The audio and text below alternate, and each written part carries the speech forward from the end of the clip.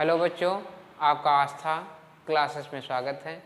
बच्चों, आज हम वेरी मोस्ट इम्पॉर्टेंट टॉपिक पढ़ेंगे बीए फर्स्ट ईयर में, और बीए फर्स्ट ईयर इतिहास में भी ये सब्जेक्ट आता है।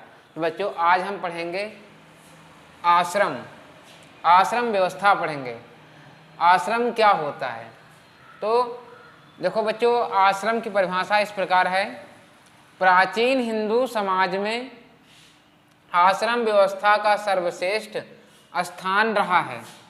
हिंदू विचारकों का मत है कि मनुष्य के जीवन को सुसंगठित सुव्यवस्थित करने के निमित्त आश्रम व्यवस्था की नियोजना की गई।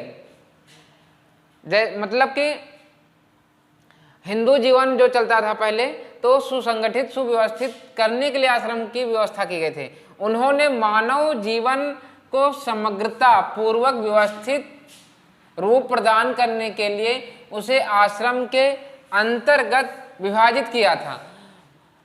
मानव जीवन को समग्रता पूर्वक, मतलब कि मानव का जीवन अच्छे से चले, ढंग पूर्वक चले।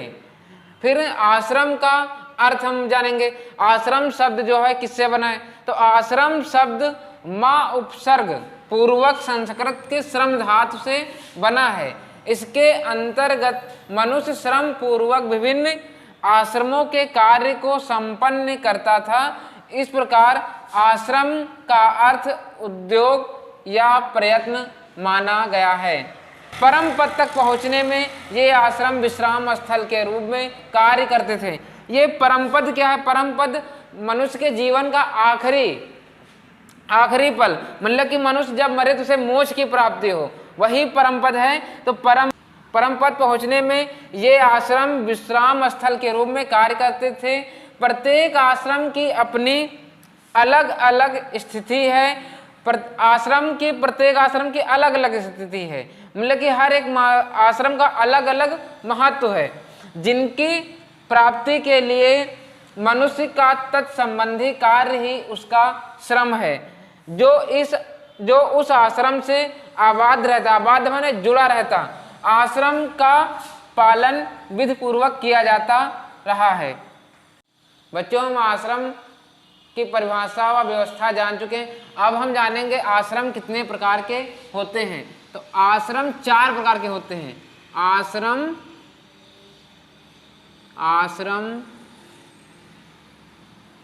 4 प्रकार के होते हैं। पहला कौन सा आश्रम है? सबसे पहला होता है ब्रह्मचर्य आश्रम। फिर दूसरा होता है गृहस्थ आश्रम। ब्रह्मचर्य आश्रम इधर, गृहस्थ आश्रम। तीसरा है हमारा वानप्रस्थ आश्रम।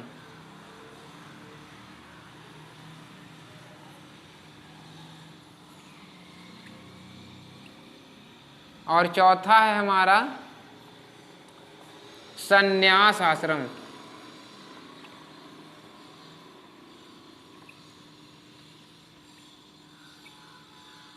बच्चों, मानव का जीवन वेदों के अनुसार 100 वर्ष माना गया है।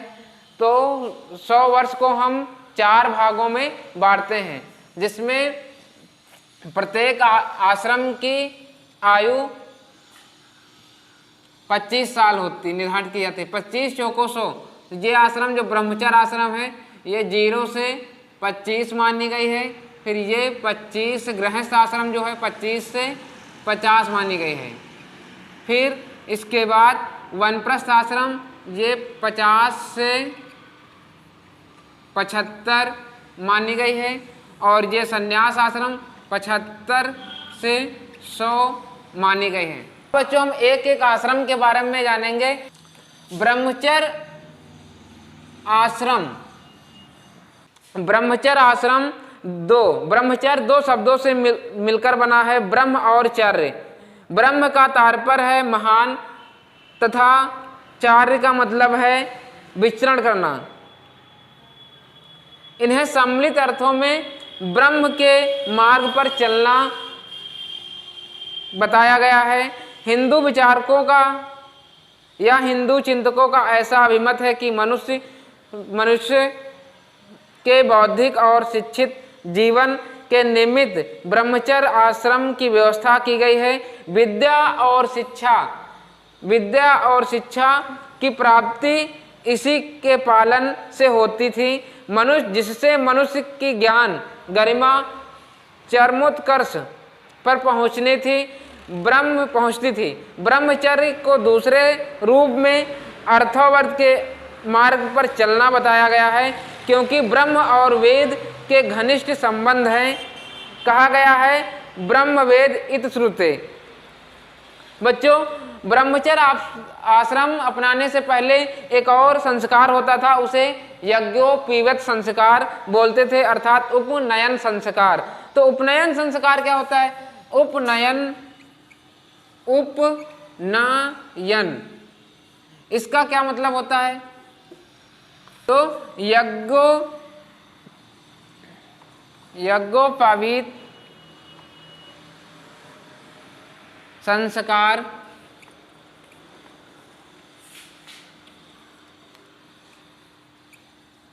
संपन्न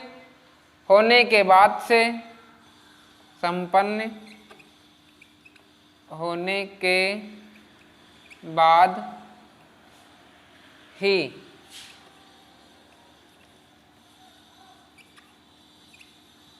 ब्रह्मचर्य आश्रम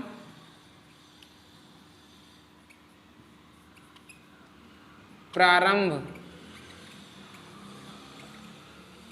होता था। तो ब्रह्मचर्य यज्ञोपवीत संस्कार, इसका क्या मतलब है?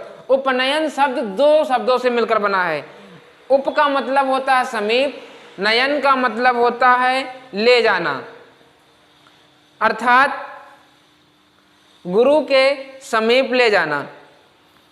बच्चों, उपनयन संस्कार केवल 3 ही वर्णों के लिए था, ब्राह्मण, क्षत्रिय और वैश्य, और तीनों वर्णों का संस्कार अलग अलग ऋतुओं में किया जाता था। संस्कार ब्राह्मणों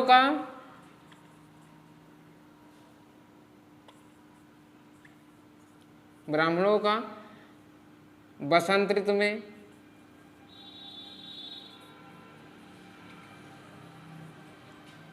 क्षत्रियों का ग्रीष्म ऋतु में, गर्मी के दिनों में, और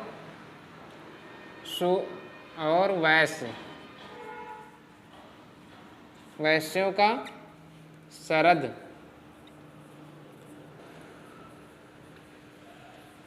ऋतु में। और इस प्रकार ये तीनों लोग अपना अपना एक श्रेणी मेखला भी धारण करते थे। इनका यज्ञोपवीत संस्कार करने पर गायत्री मंत्र बोला जाता था। क्षत्रियों का ग्रीष्म ऋतु में होता था और इनका जब संस्कार होता तब त्रिभुशी मंत्र बोला जाता था, और वैश्यों का शरद ऋतु में होता था और इनमें जगती मंत्र बोला जाता था। प्रत्येक ब्रह्मचारी के लिए यज्ञोपवीत धारण करना बहुत जरूरी था, जिसमें ब्राह्मण के बच्चे जो होते थे वो कुश का धारण करते थे। ब्रह्मचारी का आवश्यक कर्तव्य।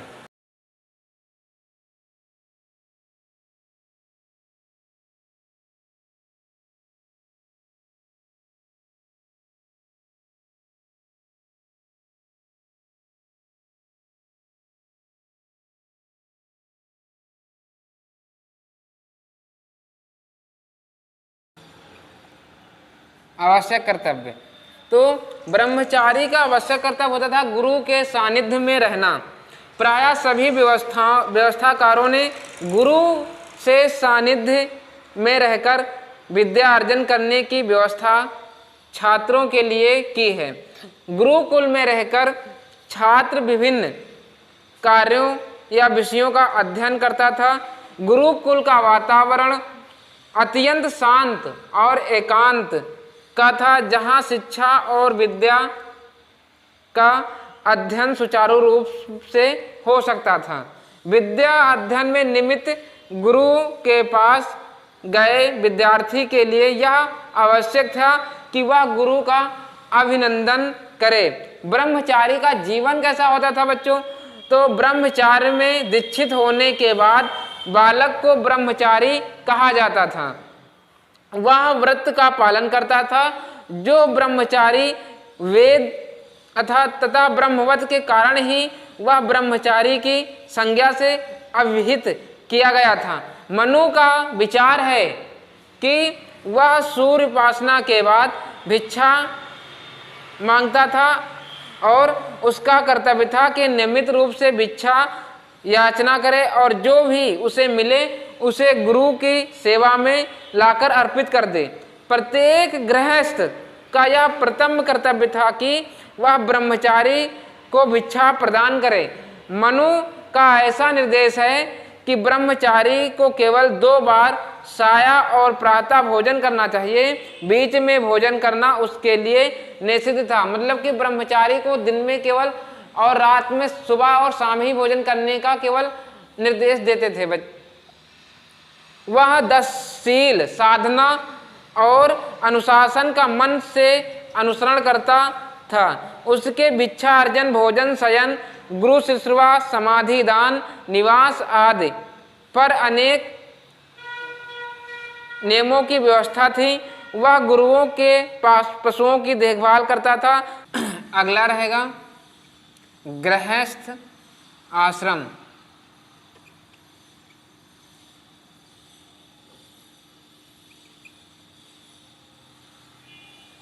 गृहस्थ आश्रम, इसका समय काल जो होता था वो होता था 25 से 50।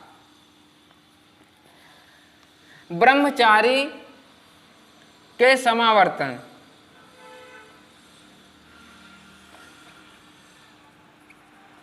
ब्रह्मचारी के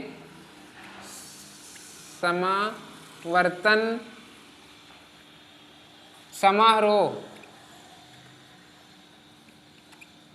समारोह के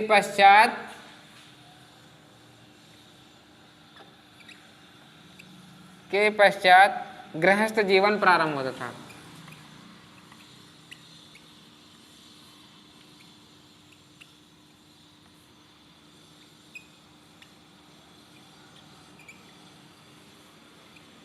होता था।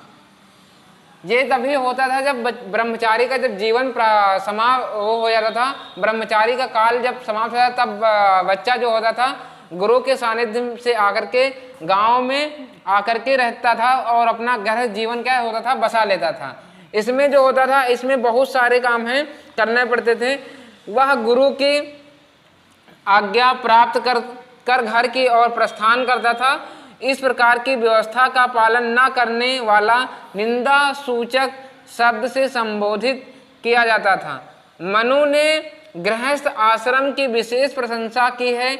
उनका कहना है कि जिस प्रकार सभी नदी और नद सागर में संचित हो जाते हैं उसी प्रकार सभी आश्रम गृहस्थ में हो जाते हैं।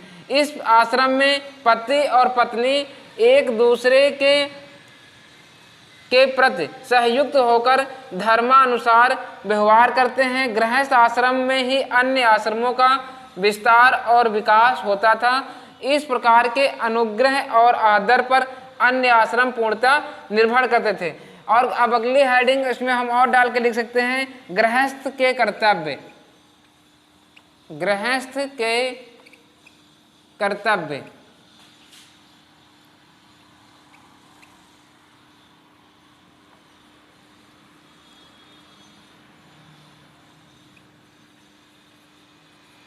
गृहस्थ का मेन कर्तव्य होता था गृहस्थ आश्रम में रहकर गृहपति विभिन्न कर्तव्यों का निर्वाह करता था। व्यक्तिगत, सामाजिक, धार्मिक, नैतिक, आर्थिक आदि विभिन्न प्रकार के कर्तव्यों का वह पालन करता था। मनु के अनुसार प्रत्येक गृहस्थ धत क्षमा धम अस्तय शौच इंद्रिय निग्रह ज्ञान विद्या सत्य और क्रोध त्याग कर 10 प्रकार के धर्मों का सेवन करता था। वानप्रस्थ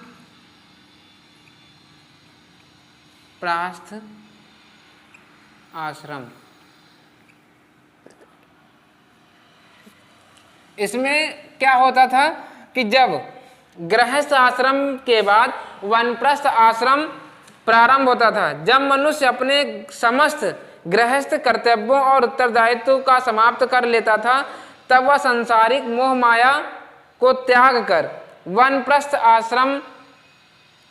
आश्रम जीवन की ओर मुड़ता था। वानप्रस्थ का अभिप्राय है वन की ओर प्रस्थान करना। गौतम और याज्ञवल्क ऐसा निर्देश है कि मनुष्य ब्रह्मचर्य आश्रम के बाद वानप्रस्थ आश्रम में प्रवेश कर सकता था। मनु के मतानुसार जब व्यक्ति के सिर के बाल श्वेत अर्थात सफेद होने लगे और शरीर पर झुर्रियां पड़ने लगे और उनके पौत्रों से और उनके पौत्र हो जाए अर्थात पोते और पोता हो जाएं, तब वह वानप्रस्थ होकर जंगल की ओर चल दे। यह उसके ऊपर निर्भर करता है कि वह अकेला वानप्रस्थ आश्रम में जाएगा अथवा अपनी धर्म पत्नी के साथ जाएगा। मनु कहते हैं ग्राम आहार परिच्छेद गो घोड़ा हाथी आहार छोड़कर गृहपति संपत्ति को त्याग कर उसे अकेला जंगल में जाना चाहिए। अगर उसकी पत्नी साथ जाने की इच्छुक है तो वह साथ जा सकती है, अगर साथ जाने की इच्छुक नहीं है तो क्या है, वह अपने पौत्रों पुत्रों के साथ घर पर रह करके गुजर बसर कर सकते हैं। इसके बाद इसका समयकाल जो होता है वह होता है 50 से 75। इसके बाद अगला आश्रम होता है वह होता है संन्यास आश्रम। संन्यास आश्रम इसका समयकाल होता है 75 से 100। तो संन्यास आश्रम में यह जीवन का अंतिम भाग होता है। संन्यास आश्रम के नाम से संबोधित किया जाता है। सन्यासी को भिक्षु यति परिवार और परिव्रजक नामक आदि नामकों की संज्ञा दी गई है। वैदिक ग्रंथों में यति शूद्र काल में सन्यास भिक्षु आदि नामक प्रचलित है। मोक्ष प्राप्ति के लिए सन्यास आश्रम की सहायता आवश्यक थी, किंतु अन्य उत्तरदायी व्यक्ति गृहस्थ जीवन के कर्तव्यों को पूर्ण रूप से पालन न करने के कारण सन्यास आश्रम को अपनाने का अधिकारी नहीं था। मनु का विचार है मनुष्य तीनों ऋण देव ऋण पितृ ऋण और ऋषि ऋण को संपन्न करके ही मन को मोक्ष में लगाए। बिना ऋण को पूरा किए मोक्ष का सेवन करने वाला व्यक्ति नरक को जाता है। सन्यासी का जीवन कैसा होता था, तो सन्यासी का जीवन में हम लिख सकते हैं सन्यासी के लिए आवश्यक था कि वह समभाव रखे, जरायुज अंडज आज सभी जीवों से कभी द्रोह ना करे, काम क्रोध मोह आदि समस्त दुर्गुणों को त्याग दे। सांसारिक वस्तुओं को त्याग देने से उसे ज्ञान की संप्रति हो सकती है। चलते समय वह अपनी दृष्टि इधर उधर न रखे, मतलब कि जब वह चल रहा हो तो अपनी दृष्टि इधर और उधर न रखे, सीधा अपने मार्ग को ही देखे। मनु ने सही सन्यासी उसे स्वीकार किया है जो लौकिक अग्नि से रहित ग्रहहीन शरीर के रोगग्रस्त होने पर भी अपनी चिकित्सा का प्रबंध न करने वाला हो, स्थिर बुद्धि का मनन करने वाला और ब्रह्म में भाव रखने वाला हो। इसके साथ सन्यासी के लिए जितेंद्रिय होना आवश्यक बतलाया गया, मतलब कि वो अपनी इंद्रियों को काबू में रखें अर्थात जितेंद्रिय हो। मनु का विचार है कि मनुष्य विषयों की ओर उत्कृष्ट होते हुए इंद्रियों को अल्प भोजन और एकांत वास से रोके, इंद्रियों को अपनी अपने विषय से रोकने के लिए राग और द्वेष का त्याग तथा जीवन को अहिंसा से मुक्त के लिए मार्ग प्रसिद्ध था। बच्चों, हम आपको चारों आश्रम बता चुके हैं। आशा है कि आपको समझ में आ गई होगी। हमारा वीडियो आपको समझ में आया हो तो वीडियो को लाइक व चैनल को सब्सक्राइब जरूर करें। Thank you.